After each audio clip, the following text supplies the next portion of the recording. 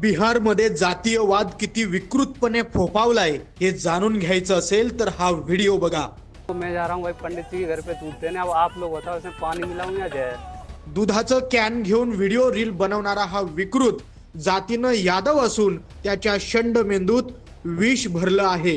दुधाचं कॅन घेऊन ब्राह्मणाच्या घराकडे निघालेला हा तरुण रील तयार करून चक्क आपल्या फॉलोअर्सलाच प्रश्न विचारतोय, मित्रांनो मी एका ब्राह्मणाच्या घरी चाललोय, आता तुम्हीच सांगा यात पाणी टाकू की विष टाकू।